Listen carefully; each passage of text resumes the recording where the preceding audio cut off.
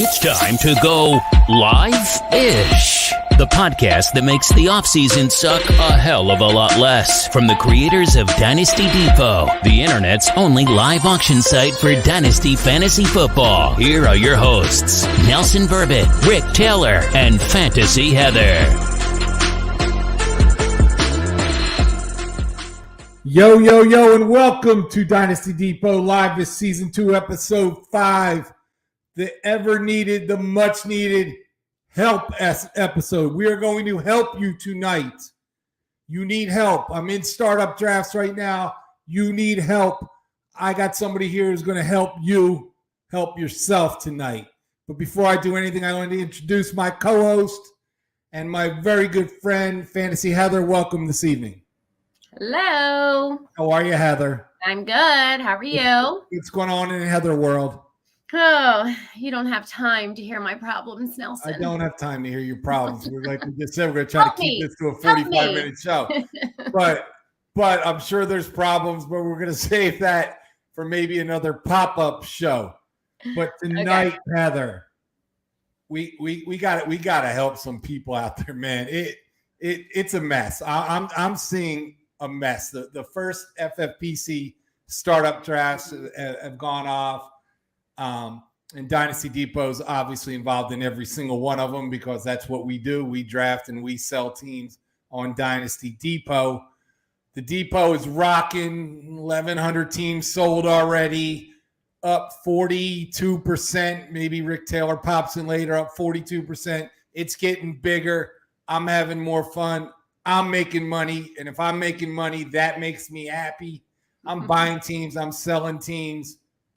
It's like you going to the mall, Heather. You're buying shit. You probably. Let me ask you a question. I buy it, I return it. I buy it, I return it. Right, the return. So my wife comes in the other day, right? It said, I went to the mall. I made $400. I'm like, explain to me how you have 8 bags in your hand and made $400. Because I buy stuff I don't wear, and then I return it. And it's like I made money that day. So she's like basically buying shit, right? Returning shit on my credit card. The money goes to her. Yeah. Is this a wife trick? Is the trick, right? Yeah. I mean, I'm actually surprised it's taken you this long to kind of figure it out. But what the hell is going on around here? That moving on. Let's talk on. Yeah, so all is good. Let's do something tonight productive. Yeah, I keep thinking when you're talking about this show tonight, I keep thinking of, do you remember Jerry Maguire with Cuba Gooding Jr.? And it's like, help me, help you, Jerry. That's all. Right. He's a registered sex offender, by the way. I just thought I'd tell you that. So maybe is he really? He is. Look it up. Man. Yeah, I know. It sucks. It's a great movie. People suck. And you know what? Dynasty players suck. And that's why we're here to make them better. I mean, here to help. Honestly, Heather, I think the next week's show should be the Nels V thank you show. You know what? Say thank you to me, Heather. Say it. Thank you, Nelson. You're welcome. You know what? You're welcome because I created Dynasty Depot with my friend Rick Taylor. I allow these lousy players to get out of their teams and sell them. I allow these lousy players to purchase good teams so they can show the wife at the end of the year, look, hon, I won 5 leagues because you paid 4X on a team to stack up. And that's the smart thing to do because if you're not good at it and you want to win, just buy yourself a win on Dynasty Depot. You're all sorts of fired up on this one. It is. It all started with this draft stuff, and I'm watching people, and I'm like, you're going to put this shitty team on my site next year, and I'm not happy about it. I want people to be better players. Okay, I just stop doing dumb things, and that's really what this is about. So I know you're going to ask me who needs help with what, like you were cued to earlier, but that never happened. So. I'm telling you, the people need help. So tonight, we have a special guest that's going to help people. But before we get started tonight, Heather, please tell everybody who this great show is sponsored by. Oh, this show is sponsored by the one and the only Dynasty Depot. Right now, guys, head over there. If you're not already a member, try to take advantage of this promo code podcast. It's going to give you free 30-day rookie membership. Just remember, you got to upgrade and get your annual membership so that you can still be qualified for the leaderboard contest, which happens once our season ends and the regular NFL season begins. And it's so fun. Nelson, I don't know if you want to chime in on that a little bit, but you got to make sure, guys, use the 30-day free. Yep. Yes. You listen, promo code podcast. I know a lot of our players listen to this show. Get it to your friends. Sign up with podcasts. 30 days free. We're drafting rookie teams now. I'm 18 rounds into one. So that's going to hit the site in the next 48 hours. So you're going to be able to buy yourself some Breece Hall, some Kenneth Walker III, some Chris Olave. Go buy yourself some of that stuff and get involved with it early. It's free, man. It's 30 days. Hey, sign up for it. Don't buy anything. Just sit there and look at the site and say, hey, man, this is pretty cool. Give yourself something to do when you got nothing to do. Whatever you want. We need the more people, the more action. Right now, there's only about 200 teams listed on the site. It's a great time to get bargains right now, but we'll be back up to 400 or 500 teams because these maidens are drafting right now. Use the promo code podcast, 30-day free. It's Heather. It's free. Free. I can't do anything cheaper than that. Heather. This reminds me of that infomercial episode we did. You're like, get your friends, give them this free 30 days. Tell your buddies. Free, man. But people need help tonight. Get it. Show me something. Tell me something that means help, Heather. Because we got to get some help for people. All right, we got to get some help. Here we go. Every episode we do something a little fun. You're in trouble.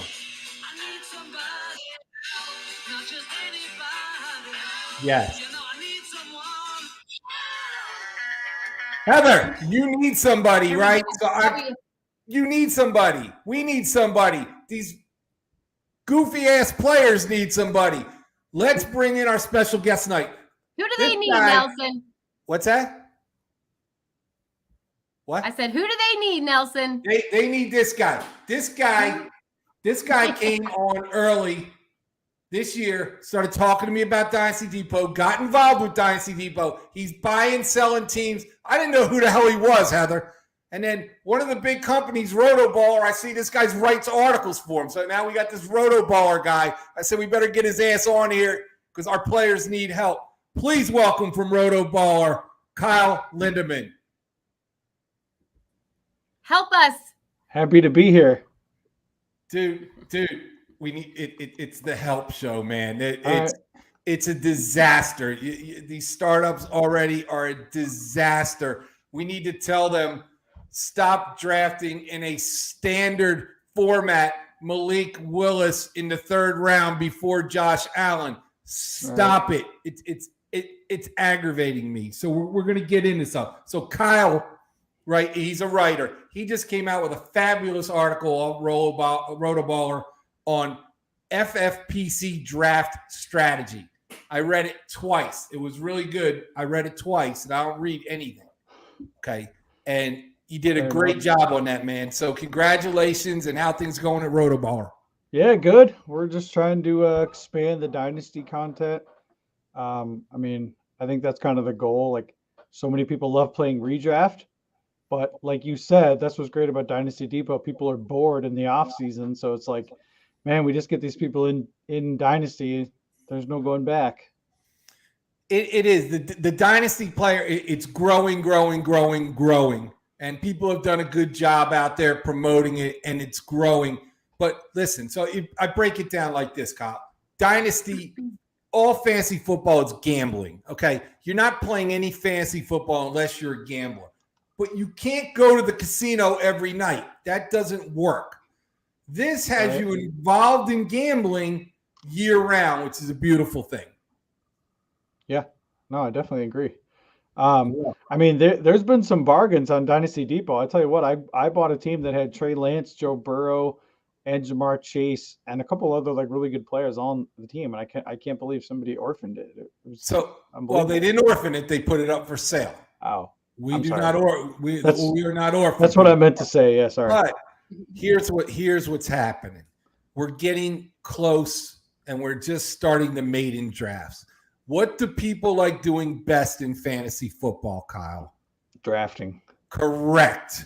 That is the correct answer. So they are selling teams right now, some at discounts, so they can fund their little bank accounts, like the word little, Heather, little bank accounts, to go ahead and be able to start drafting some maiden teams. And it's a smart move because that's what they like to do. Listen, the season's a hassle, man. Waivers, it's a hassle. The draft and being OTC is fun. And I think, you hit it right on the head. You're getting some good bargains on Dynasty Depot right now because people are moving teams at prices they probably shouldn't be. Yeah, that's a good point. They want to get the money so they can get their fix and draft again. So let's get into it, man. Let's get some people some help here. So let's talk. You put that article out on draft strategies, right? Yeah. On FFPC, some target players, blah, blah, blah. So my pet peeve and number one with help with people in a startup is stop trading your damn first round pick before a draft starts. Do you agree or disagree with that? Oh, no, I completely agree because I think everybody overestimates their ability to hit every year. Like, there's nothing worse than having a underachieving dynasty team, and then you miss the playoffs and you get to the offseason, you're like, oh, crap, I just gave away the 103. Right. Especially for this year, the 2023 class is loaded. You do not want to trade any of those picks. I'm telling you now. Now, on a selfish side, if you were, and as a big player at Dynasty Depot, if you're going to sell your team, if you're going to draft a team and sell it on Dynasty Depot and you don't have a 1, your team is worth 25% of what it would be, right? So I get calls all day. Me and you had this conversation. Sell somebody, get a 1 on it if you're going to list it on Dynasty Depot. Otherwise, put it under market value, correct? Oh, 100%. So stop selling 1s. That's the thing. Now, listen, there's times, remember, I'm helping people, Heather. So I guess I have to get – now, listen, here's why you need the 1. Because you don't need to sell it during the draft for 603, okay? Because you don't know who the hell is going to be there at 603, okay? You don't need to do that then. You need to have that 1. So if you're fighting for the championship and it's a week before trade deadline ends and you have that 1 in your pocket, and now I did it in a 1250 league last year. I regret it now, but I won the league because I had the 1 and I packaged my 1 and something else for Josh Allen at the end of the year because I didn't have a strong quarterback. I was rolling with Cousins and I was in the hunt. So there's why you got to keep that 1 in your pocket as some ammo later if you need it. And if you don't, you can add a 1 if your season isn't going. Now you're posting a team on Dynasty Depot with 2 1s or 3 1s, and we all know the worth of those teams, right, Kyle? Yeah, I got a team for 2023 that's got Superflex. It's got Joe Burrow. It's got the 101 this year, the 103, and then it has 4 2023 firsts. So that's a great team that you talk about. Let's talk about that. That team, you can, if you want, try to sell it now at an extreme premium. Or when the draft happens, Heather, the 2022 picks are obviously picked, fall off the site, and all people see is the 2023 picks. So anything 22 doesn't matter. It's gone. The 23 picks now show, and now he's showing something with 4. He's got big cannon fodder to fire at people that it will be a very much wanted team on the depot. Yeah, for sure. It will. So, but go ahead. I like your strategy in terms of you're trying to trade in the startup draft. You're trying to trade a late 5th, early 6th round pick for a future first, and people will do it. And it's easier to do it when you pick at the top of the draft. Like if you're at 101, 102, 103, right. Because then what you can do is you can trade down back to the end of the first round, and then you Correct. Can basically get the picks back. And you know what I mean? And it's you're just, it's like a snowball rolling down a hill. You're building this good team, and then it's like all of a sudden you have 2 first-round picks. It is, but you don't want to be playing catch up. Don't trade your first-round pick. Okay, it's stupid. Okay, nobody's worth. Now somebody's going to give you some dumbass deal to move up from round 6 to 1, and you get a first-round pick, and they want your first. Obviously, there's situations, but people moving them right up, straight up for 6'4", 6'5" before the drafts. You're just handcuffing yourself for the whole draft. You don't have it. You don't have it. And you don't have it again next year. It's pretty bad. So that's definitely a pet peeve of mine with the draft and stuff. Anything that you can think of that's bothering you, or you want to tell the people to look out for in the drafts? Well, I think now, and I noticed this with Najee Harris last year, like, not for Dynasty, but for redraft, Najee Harris was going in Superflex, was going in the 3rd round around the late spring, early summer. By the time we got to when the season started, Najee was pretty much going at the end of the 1st round, early 2nd round. So if you're doing startups now, you're not going to get a better bargain on 2022 rookies than you are right now. These guys are only going to get more expensive, especially too. There's players out there that will refrain from taking rookies, even in Dynasty, because they don't know the landing spot. So you can get, there's a little bit of arbitrage there. I mean, you're going to have to take a little bit of risk, but I feel like for the most part, it's going to work out in your favor. So I'm drafting a super flex team right now. Okay. And listen, I draft so many teams. I go in with different strategies, how I want to do whatever I want to do. And I draw the 102 and lucky enough to get Josh Allen and make a crazy trade for AJ Brown, a 3 and a 1. It comes back to me because the guy wanted Josh Allen, but that's not the point of the matter. I'm pulling the team up right here. Okay. So you don't have it, Heather. I got it here. So to give you an example of what you're talking about here, I drafted Breece Hall in this. Nice. Okay, in the startup. I'm just going to give you the round I got him at. I drafted him. Now, we don't know if it's early or late because we don't know his landing spot. We don't know if he's Najee Harris. We don't know. But the only chance to get this guy at where I drafted him at 211 is now. So just to give you this thing here, I went 211, Breece Hall. I went 502, Treylon Burks. I went 411 in Superflex, Malik Willis. Wow. So I've loaded this team with those guys because I'll probably sell it, but the names sell right now because we don't know. I'd probably rather sell this team than wait and find out the result of these guys because the odds of all 3 of those guys hitting big is basically 0, right? But the name recognition now, you're able to draft those guys now. They're worth money on Dynasty Depot. Well, I think too, for my probably first 4 to 5 picks in a Dynasty startup, I want to draft players who I feel like are not going to lose value, only going to gain value.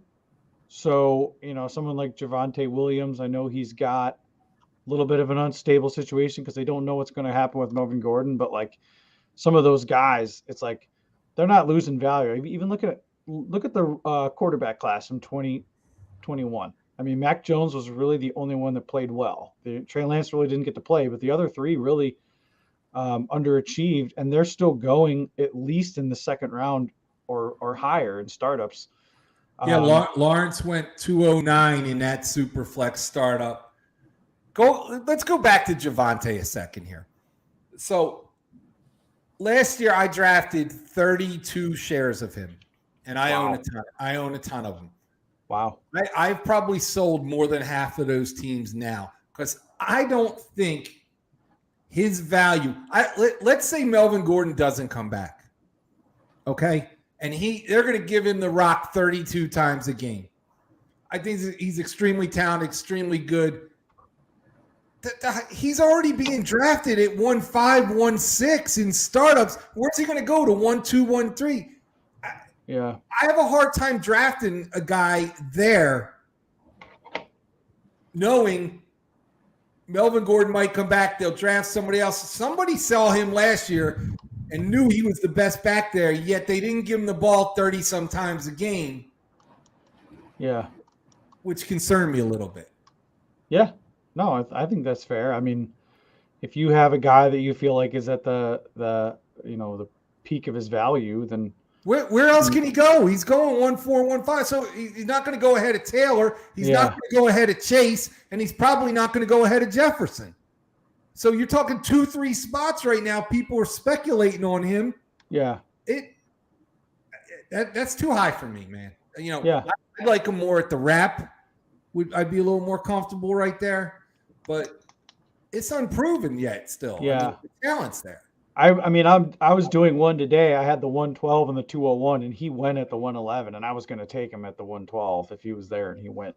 I like that. I think we're going to pull up some boards where he's even higher up on the thing. I feel like there's 10 players that I'm very good at taking, like 101 to 110. I feel like there's a little bit of a tier break once you get past those 10 players, and that to me is, Josh Allen, Mahomes, Herbert, Kyler, Burrow for quarterbacks. Running back, it's Jonathan Taylor. Receivers, Jamar Chase and JJ. And then Kyle Pitts, obviously, for tight end premium. Oh, and I left out Lamar Jackson. So I feel like once you get past those 10 players, we're gonna pull up one of my super flex drafts in a couple of minutes here, and let's look at it. So what I'm seeing tonight, since we started talking about the rookie stuff, is a lot of disparity going on. Obviously, in the beginning, the market hasn't settled itself down yet. There's no landing spots. So I want to dig into that a little bit. So Heather, since we're talking about super flex right now, right, Heather? Let's pop up my super flex draft here that I'm currently in right now. Now I have the rookies circled here. Okay, and this is super flex. So I would think that first round is kind of similar. And you see where Dynasty Depot circled. I got Malik Willis at 411, which I thought was a little ridiculous, but that's the way it was. So obviously, first round is pretty much what you're saying here, right? Yeah, I mean, I can't believe that Walker from Michigan State's not on there. Oh, there he is. Okay, I'm sorry, he's next to Godwin. Okay, but yeah, I mean, he's another guy. I feel like him and Hall are kind of the 101 and 102 for running backs for me. I like both of them. Let me ask you a couple questions here, okay? And this isn't as deep as the next draft that we're going to talk about. Okay, do you have a preference in these big three receivers that are out there in that tier one? You know what? I mean, I hate to sound biased as an Ohio State fan, but I love Garrett Wilson. I love his game. He can line up all over the field. I mean, he makes unbelievable catches. I think he's built for the most consistent volume of anyone in this class. So give me a comp on him because you've seen so much of him. I think Stephon Diggs. I mean, this guy, his footwork is so good. It's like he's tap dancing out there. I mean, he's unbelievable. Personally, we have the Professor John Lobb that comes on our show, the Gridiron Scholar, and he's a Traylon Burks guy. He's very high on Burks, and he's swearing by him. He's also the guy last year that gave me, you better be drafting Amon-Ra St. Brown everywhere you go also. So talk to me about Burks. What's your feeling on him? I like Burks, and one thing I like about him is he had 7 different quarterbacks in his college career. I mean, they were just shuffling these guys in there, and he was still putting up numbers. He put up numbers in the SEC which I feel like is very comparable to the NFL. I think I was a little disappointed because they're comping him to DK Metcalf, who ran, I believe it was a 4.33 at the combine, and Burks only ran a 4.55. And 4.55. Yeah, I mean, I get that, speed is overrated for receivers. And you look at Cooper Kupp. I mean, I don't give a crap what that guy's 40 time is.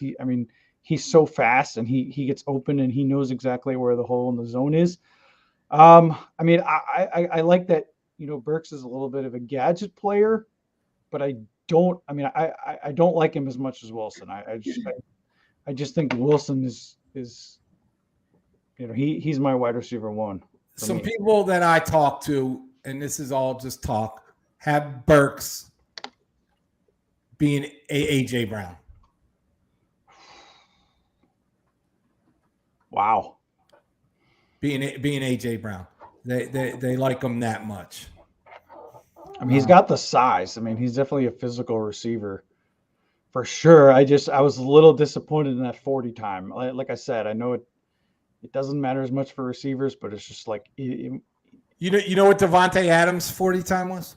I think it was like a 4.58, wasn't it? 4.56, yeah, 4.56. I don't concern myself as much with the 40 time. It's a lot of great receivers. Godwin, all those guys. None of those guys ran great 40 times. I like somebody big that can catch the ball. I like this. I like the guy a lot. So Malik Willis, people like him. I don't know enough about him. I read one quote from Mike Tomlin that looked at a reporter, asked him about him. He goes, "Geez, that was impressive." So I got to think, if you're impressing Mike Tomlin, this guy's got some goods there.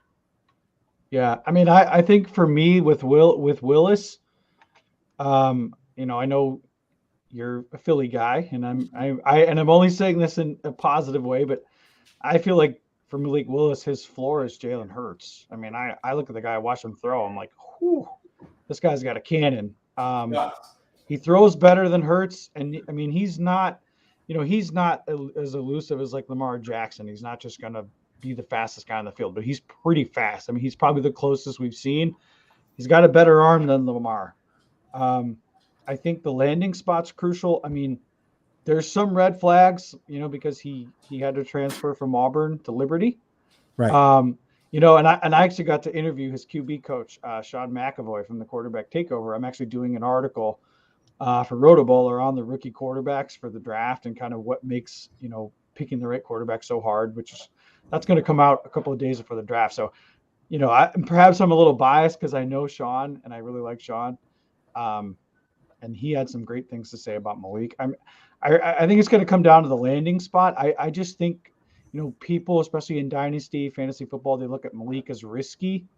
He has such a high rushing floor that I think he's relatively safe for fantasy. I mean, I think he's a 12 to 15 top quarterback, right away.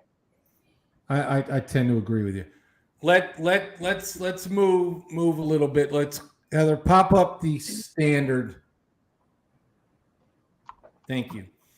So this is a little more varied here, okay? And I want to talk about some deeper dives here, okay, which is really important. Does anything catch your eyes here of, wow, this guy should have gone earlier? Now, you got to understand, people are just grabbing rookies right now. Yeah. I don't see Christian Watson on that list at all.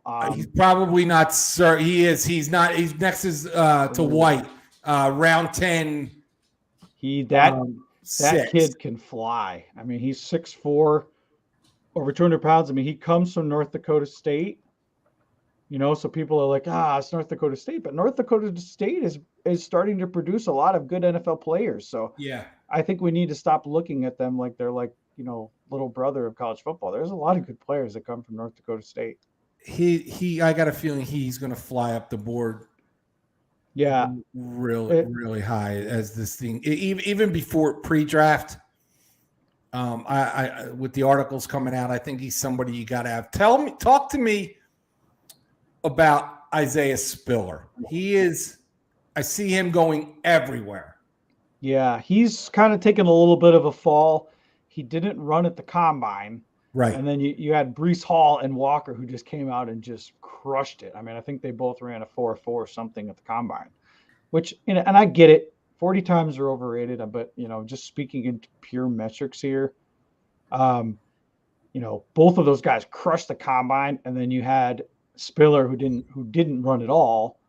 I think he's probably actually the most versatile of the running backs. I mean, I had him right in the same tier with Hall and Walker. He's probably taken a little bit of a tumble.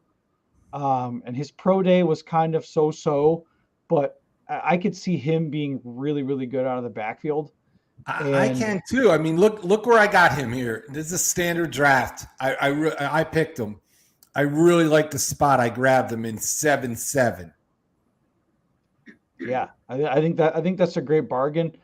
It's gonna depend where he lands and how involved he's going to be in the offense. But I mean, I love it for a 7th round pick. I mean, that's typically for a single QB league. I mean, we're typically talking the running back dead zone. I mean, it's funny because in Superflex, I really don't take running backs high at all. But in standard, I mean, I'm 0 QB all the way. I'm taking the quarterback late. I'm loading up on backs.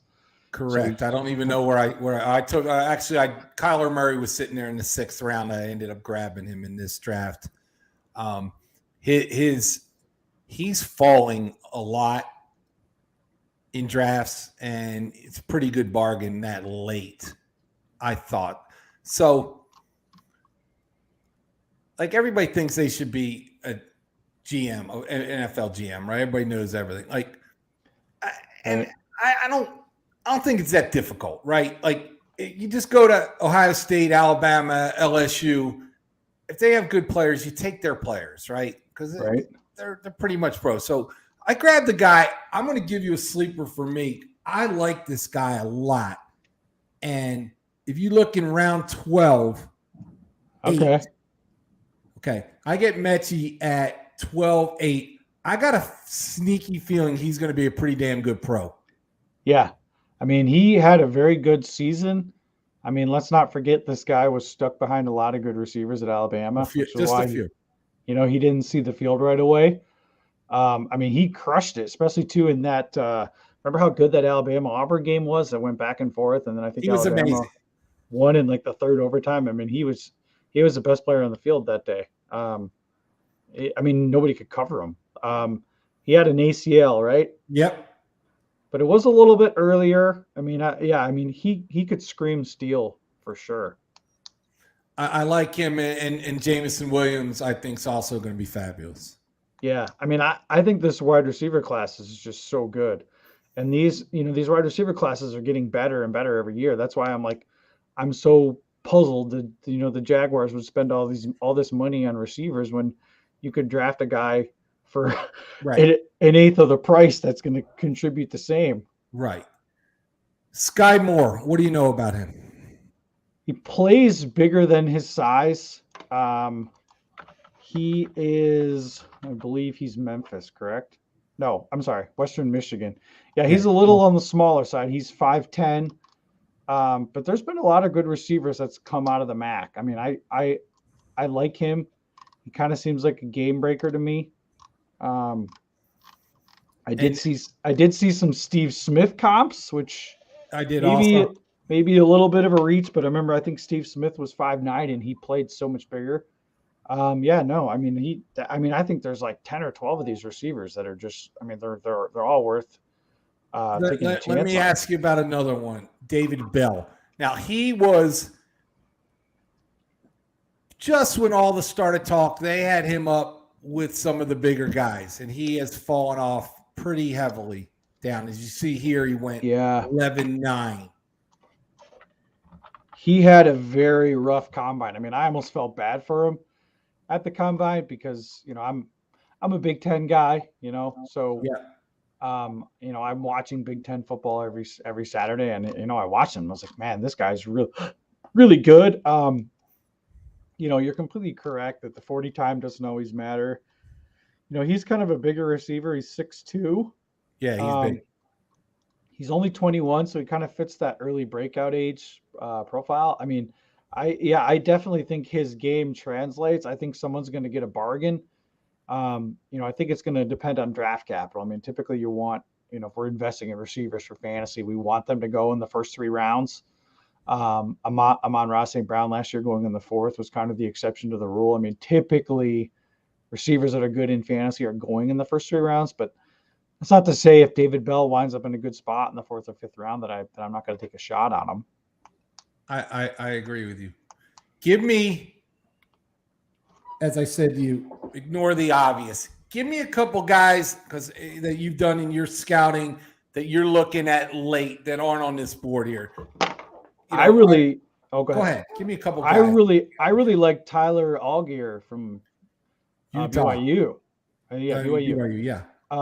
He reminds me a lot of James Conner. He's a bigger back. He's versatile. I mean, he runs mean. I mean, this guy is not somebody you're going to want to tackle in the 4th quarter. His combine, I was hoping for a little faster. I think he was like a 4.58 or 4.6, something like that, which, I think the 40 time does matter for the running backs a little bit. But I like him because he's a big back. Another guy that I feel like people are sleeping on is George Pickens. I mean, if it wasn't for his ACL injury, I mean, George Pickens could have been the first receiver off the board. And I think too, for some of these prospects, where did he go in that standard draft there? Pop that back up a second. He went in 9. He went 9-10. Yeah, I mean, I like Pickens a lot. I mean, he's got the early breakout age. I think he's just 20 years old. Or maybe he just turned 21. I'm looking right now. Yeah, he just turned 21 this month. I mean, he's so young. And I'm not really as worried about injury for someone that young because they kind of they can recover from it. Right. So I think he screams value. I mean, I'm a Browns fan. I'm hoping they're going to get him at 44, but I feel like he'll probably be gone. Give me another deep dive guy. I like Desmond Ridder. Depending where he goes, he ran a 4.5 at the combine. You can't get out of the state of Ohio, right? He was kind of giving me some low-key Dak Prescott vibes. I mean, he's saying I'm the best quarterback in the draft. He's kind of got some confidence. If he plays, I feel like because of his rushing ability, he's very good for fantasy. He can run the ball, man. He can really run the ball. How big? He's not that big though, right? He's like 6'2". Is he 6'2"? Going on 6'3". Yeah, I think 6'3". He had a great year. He looks like a pretty good player to me. 6'3", also 215. But yeah, I think the draft capital matters. I really like this Zamir White kid from Georgia too. Georgia was basically, and I'll say that for James Cook, because I watched both of them. I'm like, man, they're both good. And James, his measurables are very similar to his brother Dalvin's. And Georgia used 4 running backs last year. 4 of them, right? That's so nobody was really kind of getting the lion's share of the carries. Correct. You see those guys all going. Pop that back up one more time, Heather, will you? So we had, let's see, Cook went in the 12th round. Brian Robinson, who I like, went in the 11th. White went in the 10th. So I think that this is the help episode. You see a lot of teams drafting, and they don't take these guys. They're worried about taking Jarvis Landry in the 11th round. Stuff like that. And you see it all day in this. You got to walk out of these drafts with 3 or 4 of these guys on your team if you want your team to have any value. Even if you're putting it on Dynasty Depot before the season starts. I mean, there's lottery tickets in here pending landing spots, correct? Oh, yeah, absolutely. I mean, I got St. Brown late in a ton of drafts last 14th year. round. Yeah, I mean, I probably sold him off for a 23 first, probably in half the leagues, but the other ones I kept him, and I was like, man, this guy. Well, that was a league winner, a rookie you drafted in the 14th, 15th round last year he was the league winner last year. Yeah, I mean, I think I'm slightly worried the Lions are going to bring in another receiver, but I mean, I definitely liked what I saw from him. They have They brought in DJ Chark, who I like. Me too. Yeah, I do. I think he's got a lot of talent. I think he's an alpha receiver that's run into some bad luck. He's going to Detroit, which is not the greatest luck, but it looks like they're going to have a new young quarterback there with the second pick. It looks like they're going to take. Oh, you think they're going to take Willis? I think I'm pretty sure. Yeah, it definitely looks that way. I think the thing with St. Brown that impressed me, and I've said this 100 times, that the last 6 games he was the wide receiver 1, okay, on that team, and he performed. By the last 3 games, they knew that every damn ball was going to St. Brown, and they still couldn't stop it. Right. As opposed to here's how I'm going to compare that. As opposed to a couple years ago when AB went down, and Juju had to go to the alpha receiver, and his numbers, he couldn't handle it. St. Brown was able to handle it. They had absolutely nobody else to throw to. Now they're down by 35 every game. I get it, and they're throwing, but that I remember that from last year. He was able to still get open, drawing the A coverage. Yeah, and I think if we talk about Drake London coming from USC, I was looking at his. I'm like, he only got to play 6 games last year because the Pac-10 was shortened, and then he had his freshman year he had Michael Pittman and St. Brown ahead of him. Correct. So he really didn't get to play. Right. No, it's how it is. The bottom line is, if we're helping you anything with your draft, okay, we're not trading our first rounder and we're drafting rookies. You just have to draft them. Do a little research. There's enough shit out there on every one of these guys where you should be able to see and be able to draft 3, 4, 5 of these rookies in a 20-round FFPC draft. You got to have them on your roster, especially if you're drafting pre-draft. Yeah, no, I agree. I mean, I'm probably trying to go, I don't know if safe pick is the right word, but I'm trying to go with a proven player probably with my first 3 to 4 picks, usually in a dynasty startup. But the rest of the way, I mean, you're trying to win the league. So, I mean, you got to swing for the fences. You do, but there's different ways to win the league, okay? The ideal thing is to win the league and sell it on Dynasty Depot and double up your profit. No, that's the new dream sequence, right? That's true. It's dream sequence. That's what that is right there. Okay. And I did that on about 12 teams last year, and I've already sold those teams off. Wow. So you want to do that, but what Dynasty Depot has done, it's changed the way some people draft. And we've discussed this with other players on here. Because there's no snaps being taken until September, that team still has money and value on Dynasty Defense. So are you drafting it to play it? Or are you drafting it to play it and sell it next year? Or are you drafting it to sell it tomorrow? So I see what you're saying. Yeah, for sure. Listen, before I came along, you drafted a team and you played a team. That was your team. Now there's other options, and you see people drafting drafts right now. You're like, what are these guys doing? They're not, how are they going to win? They're not trying to win. They're collecting 3-1s. They're collecting some good rookies, a couple solid veterans, and the shit's going to be for sale on my site the second the last pick goes off. Yeah. Yeah, for sure. That's what I see. Buddy, listen, I told you I'm keeping everybody to 45 minutes. I am at 43 minutes and 41 seconds. So, couple things to you, my friend. I want to thank you for coming on to Dynasty Depot, becoming a friend of mine. Me and Kyle have chats, Heather. I talk to Kyle as much as I talk to you, Heather. Right? Sorry about that, Kyle. Yeah. So that's all right. Right. So I talked to Kyle, and we talk about things, and I didn't even know he's writing for RotoBaller when we became friendly. And then he calls me, and then he's like, I'm going to do an article on Dynasty Depot. I'm like, what on your little, you're going to send it out on your little, whatever your little thing is out there? He goes, no, I write for RotoBaller. I'm like, what do you want to talk about? Yeah. Well, it's funny how that actually came together, because I forgot something my wife said, and she was like, you'll remember, some running back stats from last Sunday, but you don't remember what I said. And, of course I apologized. But I was like, man, I know so much about football. I need to get involved. So I had a personal blog that I was mostly using for finance because that's what I do in my day, my 9 to 5. And so I started writing these football articles, and then I just started sending stuff out. I was like, hey, I want to start contributing. So I was like, hey, put yourself out there. You never know what might happen. Hey, man, you do a great job. Again, this guy wrote a great article on FFPC startup strategy. He's got article coming out on Dynasty Depot. What else you working on? I got a QB article for the draft, some rookie stuff.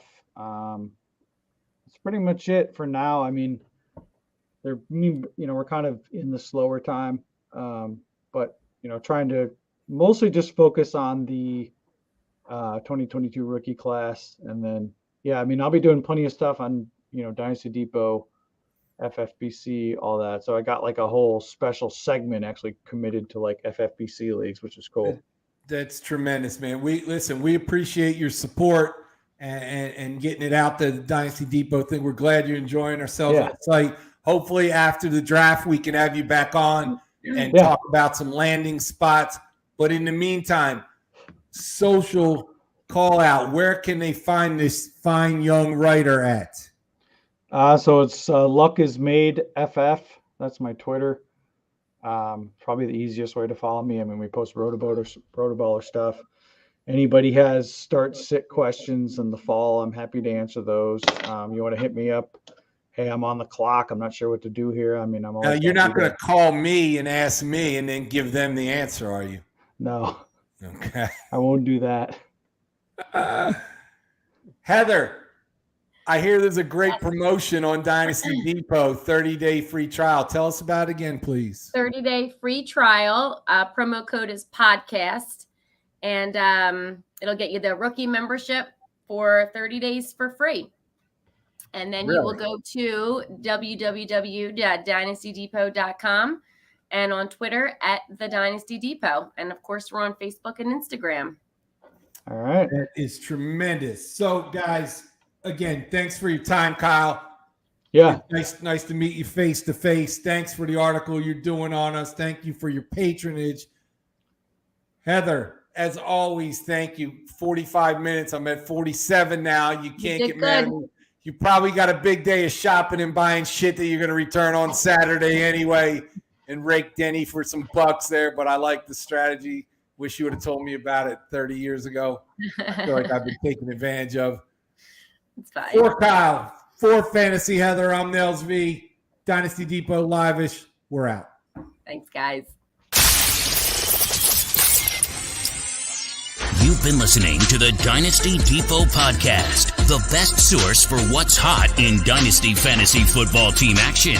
Subscribe to our channel on YouTube. Follow us on Twitter at the Dynasty Depot. And listeners get a 30-day free rookie membership. Go to dynastydepot.com and use promo code podcast. Dynasty Depot. Bid, buy, sell, dominate.